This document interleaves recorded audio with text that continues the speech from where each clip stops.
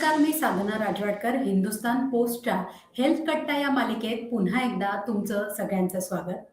या आधीच्या भागामध्ये आपण वयानुसार होणारे जे मेंदूचे आजार आहेत, त्याविषयीची माहिती जाणून घेतली. विशेषतः कमी वयामध्ये किंवा लहान मुलांना होणारे जे मेंदूचे आजार आहेत, त्याविषयी डॉक्टरांनी आपल्याला माहिती दिली आणि असा आजार जर असेल मेंदूचा, तर आपली लाईफस्टाईल कशी असायला हवी, याविषयी देखील डॉक्टरांनी आपल्याला मार्गदर्शन केलं. आजच्या भागामध्ये आपण ज्येष्ठ नागरिकांना होणारे जे मेंदूचे आजार आहेत, त्याविषयीची माहिती जाणून घेणार आहोत. आणि पुन्हा एकदा ही माहिती सांगण्यासाठी आणि आपल्याला मार्गदर्शन करण्यासाठी आपल्यासोबत उपस्थित आहेत डॉक्टर व्यंकटेश जोशी. नमस्कार. नमस्कार मॅडम. थँक्यू. डॉक्टर, तुमचं हिंदुस्तान पोस्टमध्ये मनापासून स्वागत. धन्यवाद. डॉक्टर, मला सांगा की ज्येष्ठ नागरिकांना होणारे जे मेंदूचे आजार आहेत ते कोणते आहेत, किंवा स्पेसिफिकली म्हणजे उतार वयात कोणते मेंदूचे आजार होण्याची शक्यता जास्त असते? कसं आहे, 50 वर्षानंतर आपल्या शरीरात बदल होणं क्रमप्राप्तच आहे. ते बदल जो होतो मेंदूमध्ये 3 लेवलवर होतो. एक आहे नर्व सेल्स, ज्याला ब्रेनचं मायक्रो युनिट म्हणता येईल आपण. शेवटचं जे छोटं युनिट आहे ते. दुसरं आहे जे व्हॅस्क्युलर सिस्टीम असते, ज्यामुळे रक्तपुरवठा होत असतो ब्रेनला, त्यामध्येही बदल होतात. तिसरं आहे हार्मोन्स लेवलवर बदल होतो. या तिन्हीचा परिणाम झाल्यामुळे जे ब्रेनचं फंक्शन जे आहे, जी प्रोसेस आहे ब्रेनची, त्याच्यावर पण परिणाम होतो. आणि ब्रेन हा शरीराला नियंत्रित करणारा फार महत्वाचा अवयव आहे. मग आपले चालणे असेल, ऍक्टिव्हिटी असतील, हातापायाच्या हालचाली असतील, डोळ्याच्या हालचाली, कानाचे सगळे इंद्रिय डोक्याच्या अधीन आहेत. त्यामुळे ब्रेनचं फंक्शन इम्पॉर्टंट राहणं फार महत्वाचं आहे. वयाच्या दृष्टीने साधारणतः कॉमन आजार जर विचार घेतला तर एक स्ट्रोक आहे 50 नंतर येणारा, जो ज्याला अर्धांगवायू वगैरे म्हणतात. दुसरा पार्किन्सन सारखा आजार आहे. तिसरा डेमेन्शिया आहे. किंवा साधे आजार आहे की झोप येत नाही, ज्याला इन्सोम्निया म्हणतात. झोपेचं प्रमाण कमी होतं. एखाद्याचं डोकं दुखत असतं किंवा एखाद्याला मेमरी कमी होत असते. असे अनेक आजार ह्या ओल्ड एज नंतर किंवा 50 नंतर समावेश होतात. त्यामुळे ह्या आजाराचं वेळेवर नियंत्रण करणं, निदान करणं आणि त्याची ट्रीटमेंट केली तर क्वालिटी ऑफ लाईफ चांगली मेंटेन होते. ज्यामुळे एखाद्याला व्यक्ती आहे त्याला आपण ओळखतच नसू तर त्या व्यक्तीचं किंवा तशा जीवनाचा किंवा त्या क्वालिटीच्या लाईफचा काय फायदा होऊ शकतो. किंवा एखादा आपण स्मृती आठवतच नाही, ही व्यक्ती कोण आहे, काय आहे, असं आठवत असेल तर मग ती क्वालिटी जीवनाची बदलत जाते. किंवा बऱ्याच वेळा निर्णय क्षमता कमी होते. किंवा एखादं मेडिसिन घ्यायचं आहे, किंवा एखादं फायनान्शियल असतात, बँकेत पैसे कुठे ठेवलं, किती ठेवले, ह्या सगळ्या ज्या गोष्टी लाईफच्या ज्या निगडीत आहेत त्या सगळ्या ब्रेनच्या आरोग्यावर अवलंबून आहेत. त्यामुळे हे ब्रेनचं आरोग्य उत्कृष्ट ठेवणं ही जीवनाच्या क्वालिटीसाठी फार आवश्यक आहे. क्वांटिटी तर ठीक आहे, पण क्वालिटी फार महत्वाची. त्याची गुणवत्ता ज्याला म्हणतो आपण, जगण्याचा आनंद जो आहे त्या ब्रेनच्या आरोग्यावरच अवलंबून आहे. त्यामुळे हे जे कॉमन डिसीज आहेत त्याकडे जर वेळेवर ऍड्रेस केला तर फायदा होतो. विशेष म्हणजे काय, ह्या आजारामध्ये जे काही कन्व्हेन्शनल ट्रीटमेंट आहे, जे ॲलोपॅथिक ट्रीटमेंट आहे, त्यामध्ये फारसं काही सोल्युशन नाही.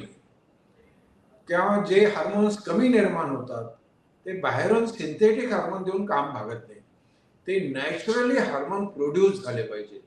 ते नॅचरली हार्मोन प्रोड्यूस होण्यासाठी मधल्या रक्तवाहिनीची परिस्थिती बदलली पाहिजे, रक्तवाहिन्या सॉफ्ट झाल्या पाहिजे, त्याच्यात लवचिकता आली पाहिजे, आणि जे नर्व्स आहेत, जे न्यूरॉन्स आहेत, ते हेल्दी झाले पाहिजे, त्यांचं लाईफ प्रोलॉंग झालं पाहिजे. ह्या गोष्टीवर आपली लाईफस्टाईल फार महत्वाची आहे. तर त्यासाठी महत्वाचं आहे 3 गोष्टी. परत आहार, निद्रा आणि व्यायाम निद्रा ह्या ब्रेनसाठी तर अतिशय आवश्यक आहे.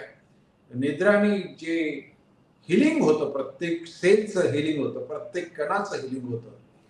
जे दिवसभराच्या ऍक्टिव्हिटीमध्ये जे डॅमेज झालेलं असतं त्याचं रिपेअरिंग होण्याचं काम ही चांगल्या झोपीच्या क्वालिटीमुळे होत असतं. त्यामुळे चांगली झोप होणं आवश्यक आहे. चांगली झोप येण्यासाठी त्याच्या पाठीमागे आपण 7च्या आत जेवण केलं पाहिजे. कारण जेवणाच्या आणि झोपेच्या वेळेमध्ये 3 तासाचा गॅप असेल तरच क्वालिटी स्लीप होते आणि क्वालिटी स्लीप झाली तरच रिपेअरिंग प्रोसेस चांगली होते. त्यामुळे पुढचा जो दिवसचा आजार आहे तो चांगला जातो. तिसरं, शक्यतो डिनर हे लाईट घेतलं पाहिजे. या आहाराच्या बाबतीत तर एवढं फार महत्वाचं आहे. दुसरं म्हणजे आहारामध्ये प्रोटीन्स आणि गुड फॅटचा समावेश केला पाहिजे. प्रोटीन कशामध्ये आहे? सगळ्या डाळीमध्ये आहे, नट्समध्ये आहे. याचा जास्त वापर केला पाहिजे. तिसरं काय कमी केलं पाहिजे? तर स्वीट पदार्थ कमी केले पाहिजे, फ्राईड पदार्थ कमी केले पाहिजे किंवा बंदच केले पाहिजे. आणि शरीरामध्ये न्यूट्रिएंट्स मिळण्यासाठी 1 वाटी किंवा 1 बाउल फ्रुट्स आणि सलाड घेतलं पाहिजे. कमीत कमी एवढा आहार घेतला पाहिजे. अशाच अर्थाचं आयुर्वेदामध्ये फार महत्वाचा श्लोक आलेला आहे. धी धृती स्मृती मेधाग्नी कांक्षिणा शस्यते घृतम. ज्याला बुद्धी पाहिजे, ज्याला स्मृती आवश्यक आहे, ज्याला मेधा चांगली आवश्यक आहे, ज्यांना गरज आहे त्यांनी तूप खाल्लं पाहिजे असं सांगितलं आहे. आपलं घरचं साधं शुद्ध तूप जे बनवलं आहे ते खाल्लं पाहिजे. पण हे खात असताना, ज्यामुळे ह्याला गुड फॅट म्हणतात, हे खात असताना ते प्रमाणात खाल्लं पाहिजे. कारण मात्रया अमृतम अतिमात्रया विषम. अतिमात्रात खाल्लं तर विष तयार होतं आणि प्रमाण खाल्लं तर अमृत तयार होतं. त्यामुळे आपल्या शरीराला जे गुड कोलेस्ट्रॉल पाहिजे, जे न्यूरॉन्स त्यांचं लाईफ वाढलं पाहिजे, त्यासाठी कमीत कमी 20 ग्रॅम प्रोटीन फॅट पाहिजे. म्हणजे 20 ग्रॅम तूप पाहिजे. कमीत कमी 3 ते 4 चमचे दिवसभरामध्ये तूप खाल्लं पाहिजे. आपल्या घरचं गाईचं असेल तर खूप चांगलं किंवा म्हशीचं बफेलोचं असेल तरी चालेल. ही आहारामध्ये साधारणतः तूप, प्रोटीन्स ह्या दोघांचा वापर केला, साखर कमी केला तर आहाराची बाजू हे होते. तिसरं, व्यायामामध्ये मात्र ब्लड सर्क्युलेशन ज्या ऍक्टिव्हिटीमुळे वाढतं त्या ऍक्टिव्हिटी केल्या पाहिजे. मग त्यामध्ये चालणे आहे, पोहणे आहे, धावणे आहे. आणि दुसरं म्हणजे बॅलन्स करणारा व्यायाम पाहिजे. बॅलन्स करणारा व्यायाम म्हणजे समजा आपण एखादा सिनियर सिटीजन आहे, 70 वर्षाचा आहे, त्याच्या ब्रेनमध्ये प्रॉब्लेम आहे, त्याने एका पायावर उभा टाकण्याचा प्रयत्न केला पाहिजे. कशाला तर पकडून केला पाहिजे. त्यामुळे ब्रेनला एक सवय असते. असं जसं आपण मसल्स डेव्हलप करण्यासाठी जसे वेट लिफ्टिंगचा व्यायाम करतो तसंच ब्रेनला एक व्यायाम लागतो. ब्रेनला व्यायाम म्हणजे त्याला संतुलन करण्याची वृत्ती त्याला तयार केलं पाहिजे. तर संतुलन होण्यासाठी 1 पायावर उभा राहणे, 2 पायावर उभा राहणे, ताडासन करणे अशा व्यायाम केला पाहिजे. तिसरं म्हणजे ब्रेनचा व्यायाम जो आहे तो आपल्या रायटिंगने, वाचण्याने किंवा एखादा विचार करण्याने त्या ब्रेनचं फंक्शन इम्प्रूव्ह होऊ शकतं. आपण काय करतो 50-60 झाल्यानंतर आता हल्ली जे स्क्रोलिंग, टीव्ही, स्क्रीन याचा जास्त वापर झाल्यामुळे जे लिखाणाचं काम आहे, जे वाचनाचं काम आहे, जे विचार करण्याचं काम आहे ते कमी झालेलं आहे. हे जर वाढवलं तर आपल्या ब्रेनची फंक्शन कॅपॅसिटी वाढते.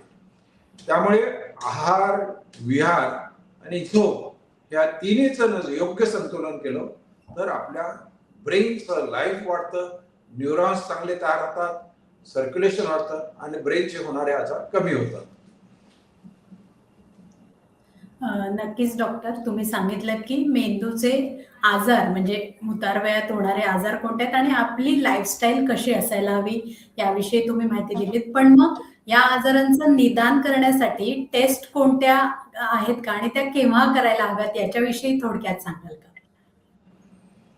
यासाठी बऱ्याच पहिल्यांदा हे जे वयानुसार जे आजार येतात, डायबिटीस, ब्लड प्रेशर, त्यामुळे जी व्हॅस्क्युलर कंडिशन आहे, जे रक्तवाहिन्या आहेत त्या चांगल्या राहण्यासाठी त्या टेस्ट कराव्यात, जनरल टेस्ट. मग ब्रेनचे आजार असेल, सीटी, MRI असे आजार करून ठेवणार. पण आजार होऊ नये म्हणून ट्रीटमेंट फार महत्वाची आहे. आजार झाल्यानंतर जी ट्रीटमेंट आहे ना ती चांगली नाही. Prevention is the best treatment मी म्हणतो. जास्तीत जास्त फर्स्ट स्टेजमध्ये ट्रीट करणं चांगलं असतं. नक्कीच. धन्यवाद डॉक्टर. तुम्ही आम्हाला ज्येष्ठ नागरिकांना होणारे जे मेंदूचे आजार आहेत त्याच्याविषयीची माहिती सांगितली आणि हे आजार होऊ नये म्हणून आपण काय काळजी घ्यायला हवी याविषयी सुद्धा तुम्ही मार्गदर्शन केलं. त्यासाठी मनापासून धन्यवाद. धन्यवाद. तुम्हाला ही मुलाखत कशी वाटली हे आम्हाला कमेंट करून नक्की सांगा आणि तुम्हाला मेंदूच्या आजाराविषयी किंवा इतर कुठल्याही आजाराविषयी काही शंका असेल तर ते सुद्धा कमेंट करून सांगायला विसरू नका. धन्यवाद.